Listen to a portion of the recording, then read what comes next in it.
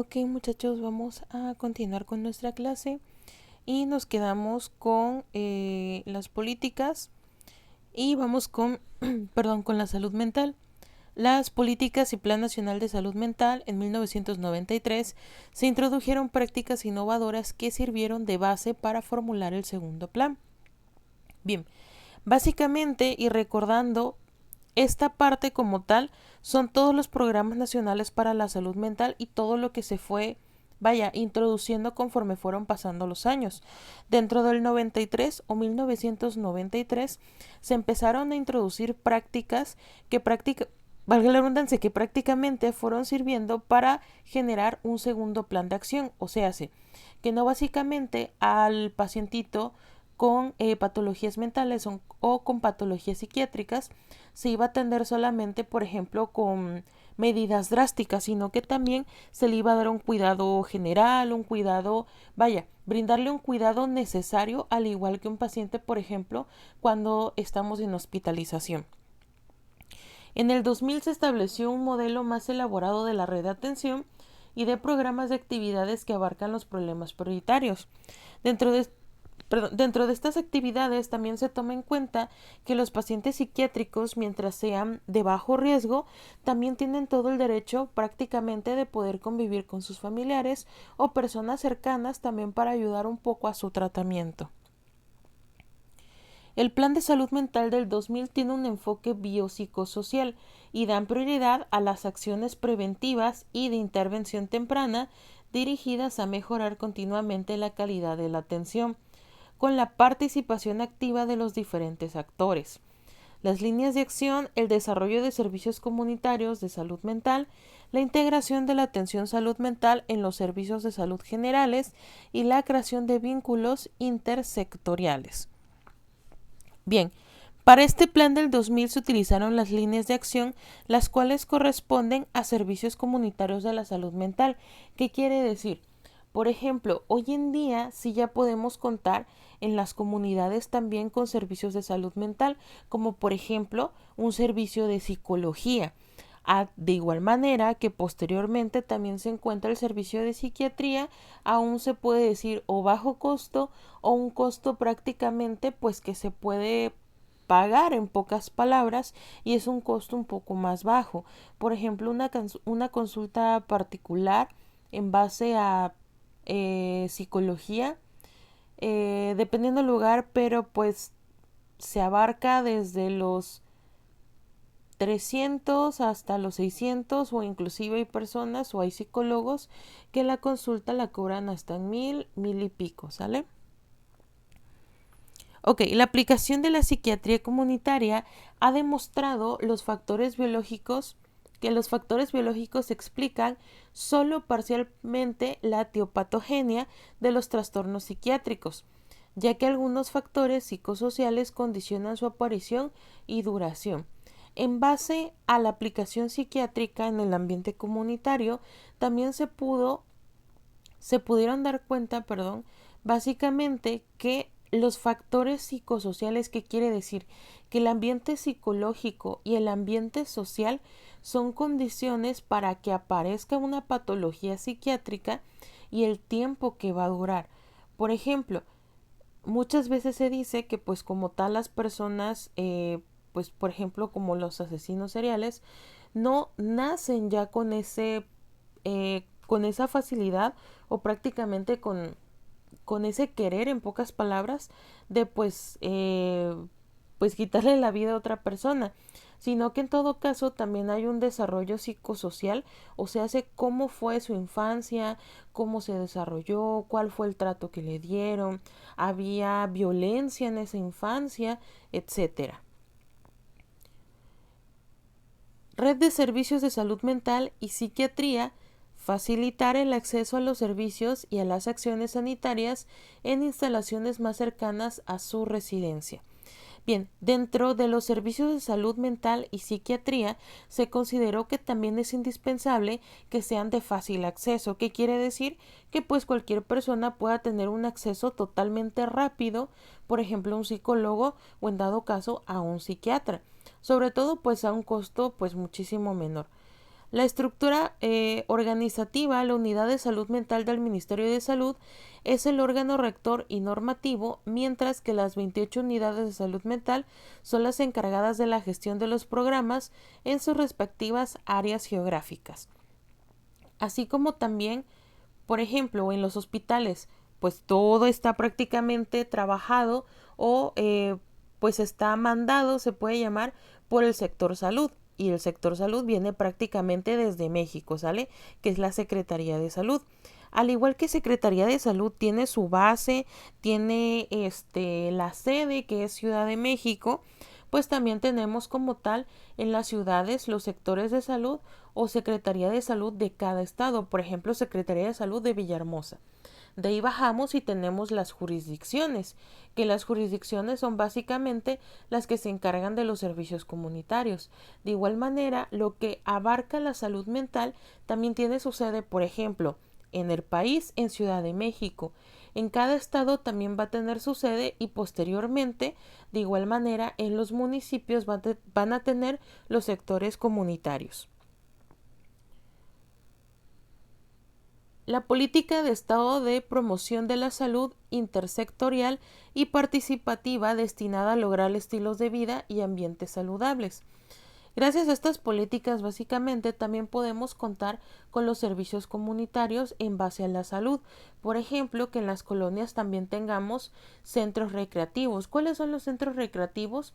Que, por ejemplo, se encuentren las canchas de usos múltiples, que tengamos pues canchas de básquetbol, a lo mejor de voleibol, también tengamos una zona de juegos para los más pequeños, para los pediátricos o inclusive zonas recreativas donde a lo mejor tengo un lugar para poder hacer ejercicio, para poder recrearme, vaya, para poder desestresarme en pocas palabras. Los objetivos del plan es detener la explosión de los factores de riesgo, que por los factores de riesgo de igual manera los vamos a ver un poquito más adelante, desarrollar los factores protectores de la salud de carácter psicosocial y ambiental, fortalecer los procesos participación ciudadana y consolidación de redes sociales que pues prácticamente no se vea una enfermedad mental pues se puede decir como algo extremadamente grave, sino al contrario que se pueda ver como algo que se le puede solucionar o en todo caso que se puede dar algún tratamiento. Fortalecer los reforzar el rol regulador del Estado sobre las condicionantes de la salud y aportar una nueva política pública de salud y calidad de vida, reiterando que pues los pacientitos con patologías psicológicas o psiquiátricas tienen todo el derecho de recibir atención médica y de tener una calidad de vida. El Plan Nacional de Desarrollo del 2015 al 2019 y el Programa Sectorial de Salud establecen de manera prioritaria que las instituciones del Sistema Nacional de Salud y la sociedad en su conjunto debemos hacer de las acciones de protección, promoción y prevención un eje prioritario para el mejoramiento de la salud, con el propósito de alcanzar la meta nacional de un México incluyente, en el cual, ¿qué quiere decir incluyente? Que yo tenga consideración que las personas que tienen alguna patología psicológica o psiquiátrica sean bien recibidos en todos los lugares, pues prácticamente ya sea lugares de convivencia, hasta en la misma familia, etcétera. Con ello pasamos con los derechos del adulto mayor con trastornos mentales y emocionales. Los enfermos mentales en México, en el ordenamiento jurídico mexicano, se señalan los derechos de los enfermos mentales con igualdad entre hombres y mujeres. En el caso de los enfermos mentales aparecen como personas discapacitadas. Recordemos que una discapacidad es básicamente cualquier obstrucción que no le permita a la persona realizar sus actividades de manera normal y que para el mejor cumplimiento del tratamiento, ya que salud es un derecho para todos. Por lo tanto, la salud es un bien vital dentro de la sociedad mexicana. Esto de acuerdo con el artículo número 4, toda persona tiene derecho a la protección de la salud. meramente, sin importar la patología que tenga la persona, tiene todo el derecho de recibir atención médica. Sobre todo no porque tenga una patología mental quiere decir que yo le voy a negar la atención. Al contrario, yo debo de brindarle la atención o los cuidados necesarios a mi paciente. Ok, los enfermos mentales en los reclusorios, en el artículo 76, ligado a la Secretaría de Salud, cita que los reclusorios deben separar a los internos con enfermedad mental y se le debe dar un tratamiento de calidad. ¿Por qué a las personas con patologías mentales, en el caso de los reclusorios, se les debe de separar? Prácticamente porque si en todo caso sufren algún ataque en base al tipo de patología que tengan, tanto pueden dañar a otros pues reclusos o también puede verse afectado también la misma persona.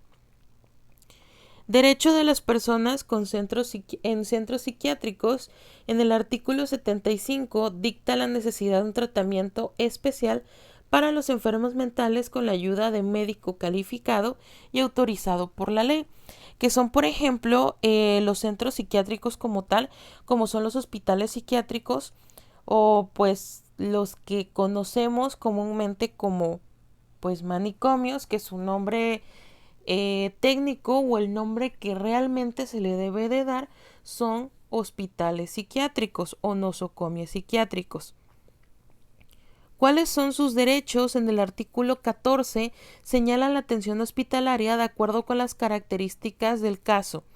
El artículo 18 señala la rehabilitación del paciente y el artículo 20 la atención médica farmacodependiente. Bien, dentro de los derechos es principalmente la atención hospitalaria, sea cual sea la patología. En el artículo 18 también nos habla de la rehabilitación del paciente. Por ejemplo, si es un paciente con esquizofrenia, pero pues teniendo un tratamiento farmacológico, pues en pocas palabras la esquizofrenia está un poco más controlada, también se le apoya para una rehabilitación y que pueda regresar fácilmente a la sociedad. Y en el artículo 20 la atención médica con los fármacos o los medicamentos que van a generar una farmacodependencia para precisamente que las patologías se encuentren un poquito más controladas. Tienen derecho los enfermos mentales general a una atención médica principalmente. El ingreso al hospital psiquiátrico en caso de requerirlo, una visita médica diaria, no es que el médico diga, ay no lo voy a atender porque es que es un paciente que está, no sé, está loquito.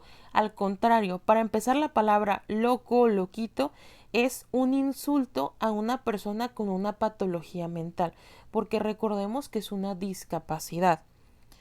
Una revaloración clínica en caso de que pues ya esté ingresado de mucho tiempo el paciente, de igual manera una interconsulta dependiendo de las patologías y por último del egreso del psiquiátrico en caso de que pues ya tenga una recuperación o en base a medicamentos ya se encuentre un poco más controlado. Los enfermos mentales internos en reclusorios, debido a la condición, ser separados de los demás internos en prisión. Lo que les comentaba hace un momento, tanto para evitar un daño hacia el mismo paciente o un daño a los demás reclusos.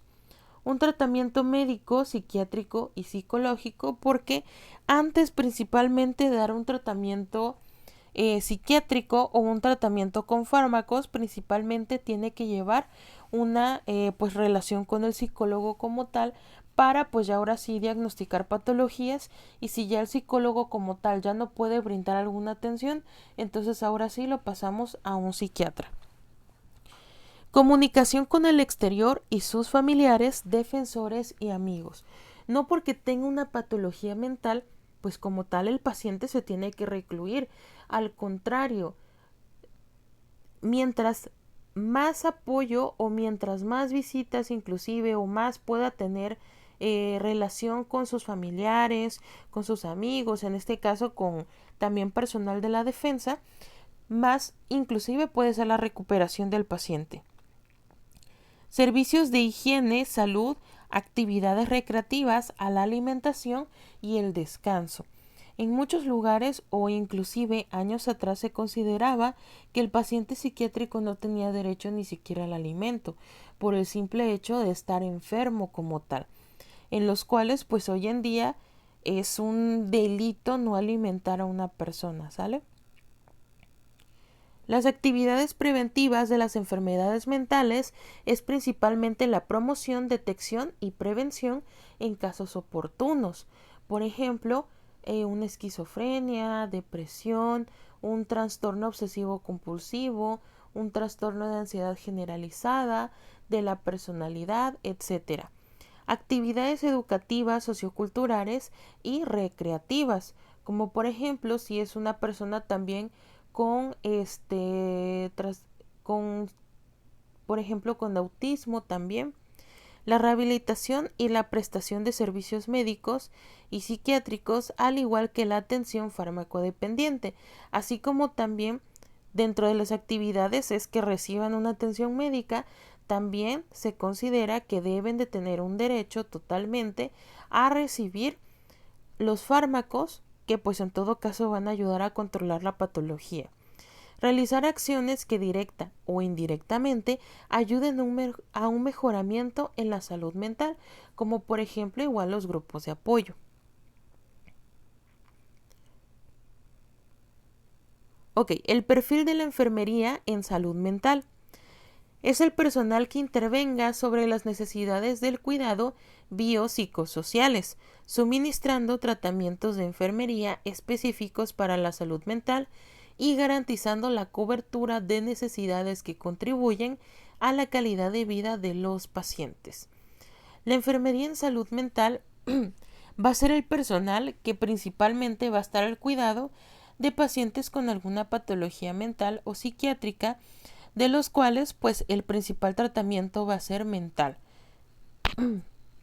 La intervención asistencial de enfermería de salud mental se orienta a proporcionar, proteger, mantener y rehabilitar la salud mental del paciente, identificar y valorar las alteraciones de salud y de cuidados en lo individual, familiar y grupal. Por ejemplo, hay también terapias que se consideran terapias familiares, que no solamente se van a abocar en el paciente, sino que también se van a abocar en el entorno, en todo lo que los va a rodear. Por ejemplo, si en un niño se diagnostica una esquizofrenia, por ejemplo, a veces los padres no saben cómo actuar ante este tipo de patologías. Entonces, a los papás también hay que enseñarles, hay que educarlos en pocas palabras para saber cómo tratar en este caso pues a un niño con alguna patología mental.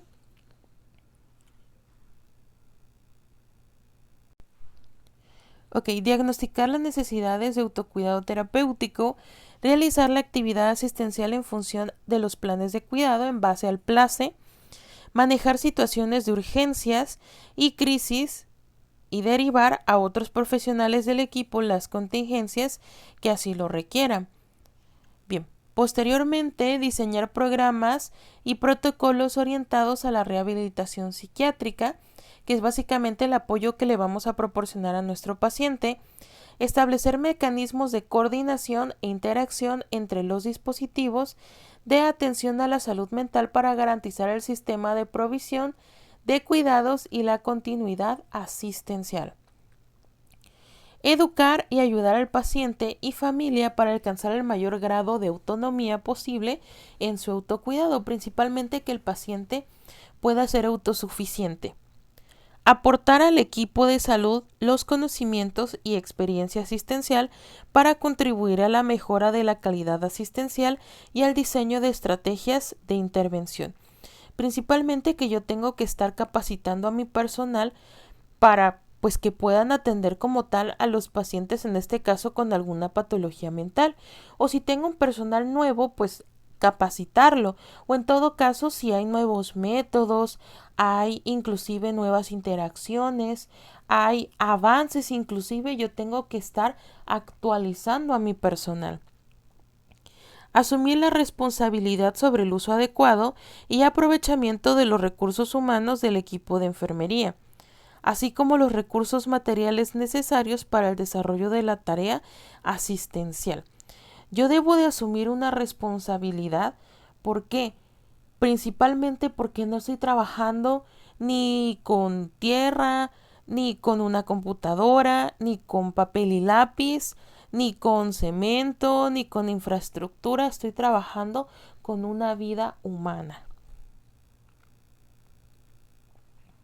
Ok, los pacientes psiquiátricos son aquellas personas que sufren de alguna enfermedad mental, que reciben tratamiento médico especializado y que no pueden cubrir por sí mismas en su totalidad o en parte las necesidades de una vida individual o social. Bien, como lo vieron hace un momento, los pacientes psiquiátricos pues van a ser aquellas personas que tienen alguna discapacidad mental, la cual va a obstruir que puedan llevar una vida cotidiana o normal. Los derechos de los pacientes psiquiátricos son recibir un trato digno y humano por parte del personal de salud mental, independientemente de su diagnóstico, situación, economía, sexo, raza, ideología o religión. Bien, el principal derecho que tiene el paciente psiquiátrico es a tener un trato digno como cualquier paciente. No porque tenga una patología mental, yo lo voy a tratar como menos o inclusive lo voy a tratar mal. Al contrario, tiene que tener un trato como a mí me gustaría que me trataran. Recibir atención médica especializada por personal capacitado. Básicamente, sí, todo el personal tiene que aprender a trabajar con pacientes psiquiátricos, pero también para ello yo tengo un personal especializado que son los psiquiatras y que son las enfermeras psiquiátricas también. Que la atención psiquiátrica o psicoterapeuta que se le preste sea de conformidad con las normas éticas que rigen los profesionales de la salud mental. Básicamente que el personal que esté dando pues como tal atención esté conforme a las normas éticas que van a regir en todo caso al mismo profesional. Toda medición debe ser prescrita por un especialista autorizado por la ley y registrarse en el historial clínico del paciente. Todo medicamento, todo cambio de medicamento siempre tiene que estar registrado. Si a lo mejor van a cambiar la fluoxetina, que es el Prozac, por algún otro fármaco, se tiene uno que autorizar y otro se tiene que actualizar en el expediente. Ser protegido contra toda explotación, abuso o trato denigrante por cualquier personal, hasta inclusive por el mismo personal del hospital.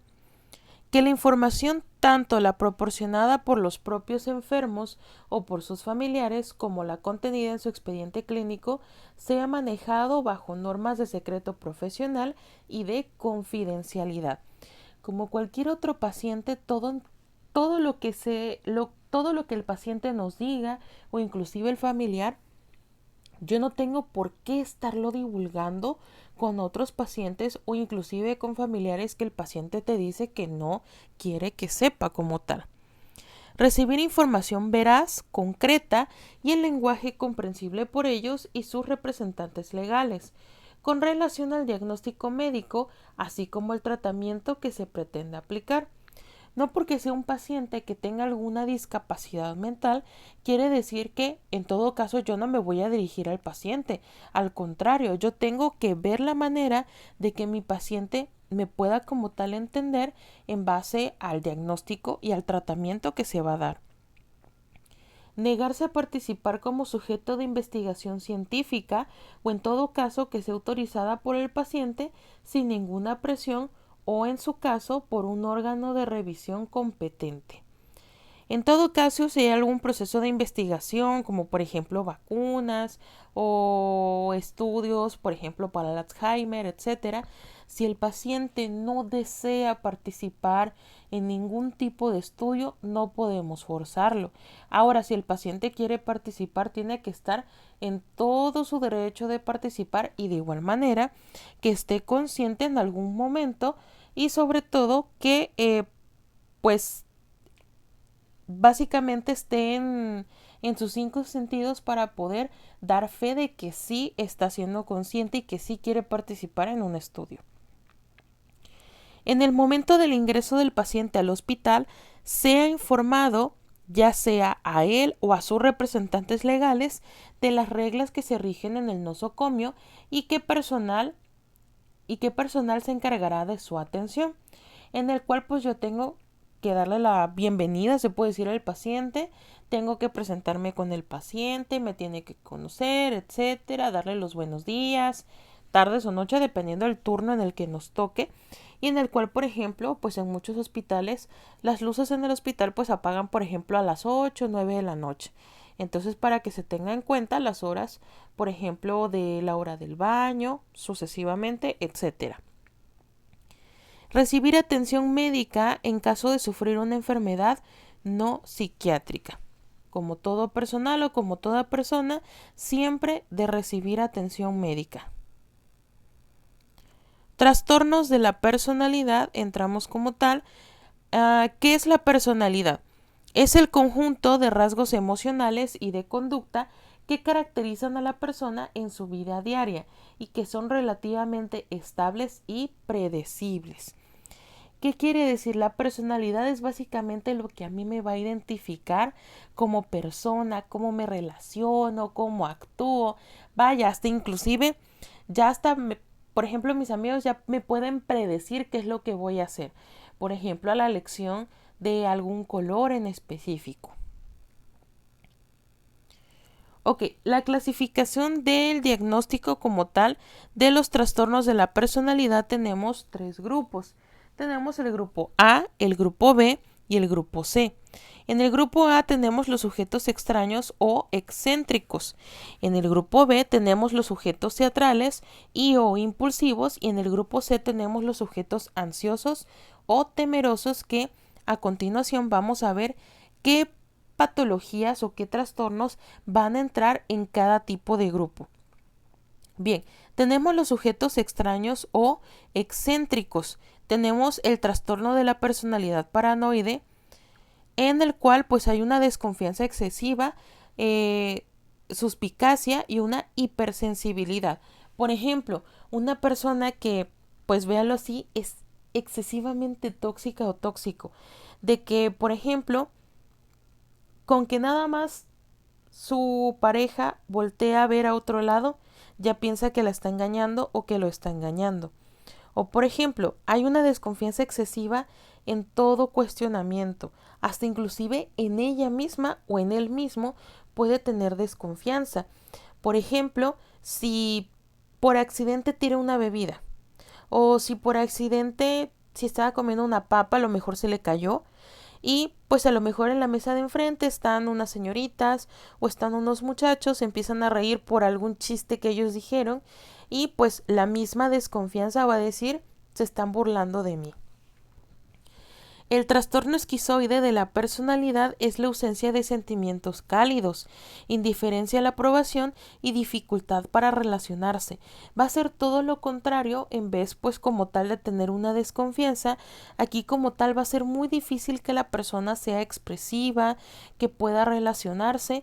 De igual manera, más adelante vamos a ver más a fondo las patologías.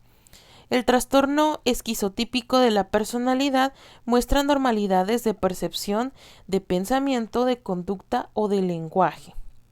Con ello pasamos a los sujetos teatrales o impulsivos.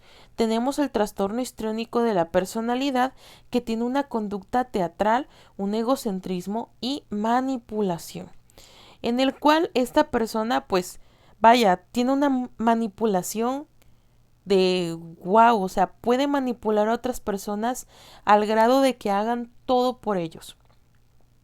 Trastorno narcisista de la personalidad es aquella persona que se siente grandioso, o sea, que tiene fantasías de éxito, por ejemplo, en todo caso, es que nadie puede hacer los trabajos más que yo porque a mí me salen excelentes, y si lo hace otra persona no lo va a hacer como a mí me gusta, o no lo va a hacer de la manera correcta, o vaya, nadie se puede asemejar al nivel de grandeza que tengo, o nadie es tan grande como yo.